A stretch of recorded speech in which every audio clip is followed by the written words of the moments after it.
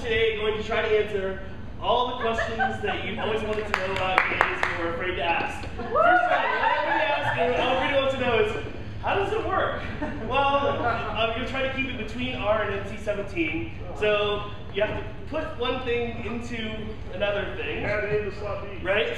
What's that? Add A to slot B. There you go.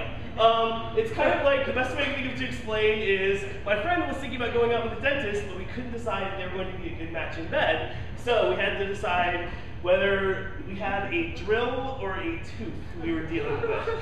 So most relationships work best if they involve a drill and a tooth. Or if you're with someone, maybe one of you is interested in being a drill sometimes and a tooth other times, and you can kind of work it out.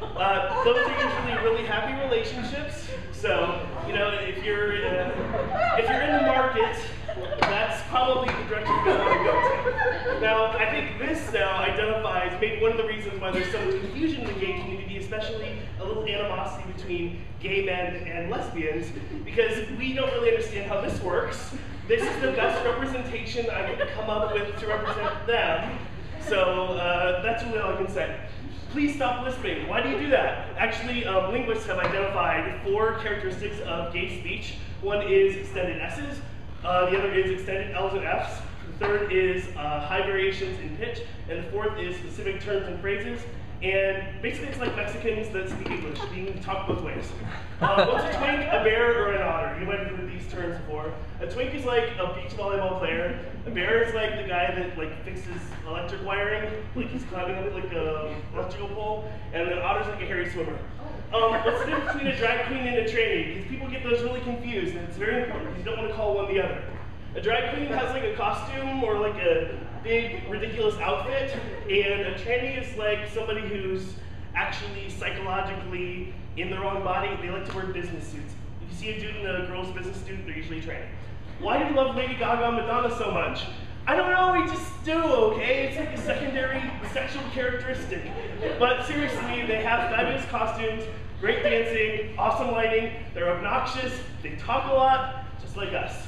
The other thing is, so what's the deal with like gay Christians or gay soldiers or God help us, gay Republicans? There's all kinds of gays, so it doesn't surprise me that there are gays who, like these, are proudly Catholic, or gays who like to blow things up and kill people, all different kinds. You've probably seen that sticker, that's just like, hey, look at me, I'm gay, maybe you can be the rest stop. That means, like, hey, we should be allowed to be married. That means you are like the electrical dude, and you want to find other electrical dudes, and that means you like to wear leather straps and shit. Okay, what's a little braids? Braids is like it's like a walking Lady Gaga concert. So it's like a one time a year where you can dress up like a ridiculous nun. This is actually Phoenix Pride this year, the big parade. And you can also like walk around naked and nobody really cares.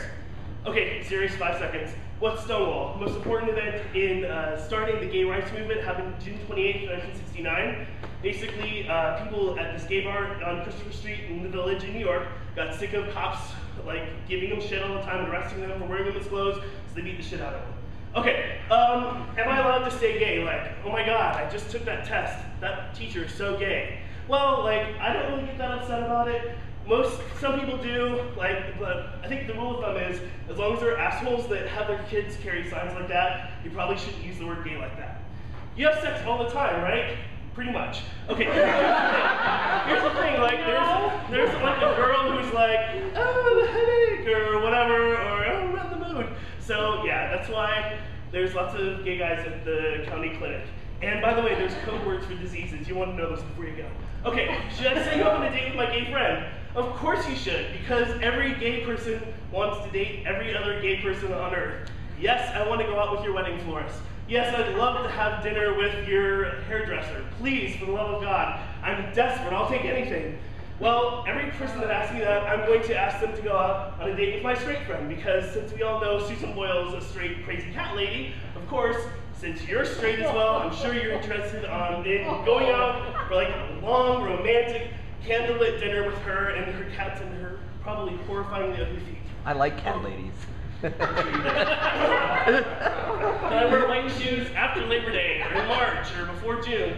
Nobody gives a shit anymore, like seriously. First of all, we live in the desert, it's hot as fuck, so you can wear whatever the hell you want, and if it's white, that's good. Do I know a good hairstylist? Yes, his name's James Ruiz, and he's at Dolce. It's on Scottsdale Road, just up in the Hilton, and Monday through Wednesday, it's friends and family, 40% off. I'll get you his number if you need it. So, trying to think, I don't really know any good florists, but I can try to find one for you. And the final question that gay people get asked all the time is, am I gay if I? The answer is, probably.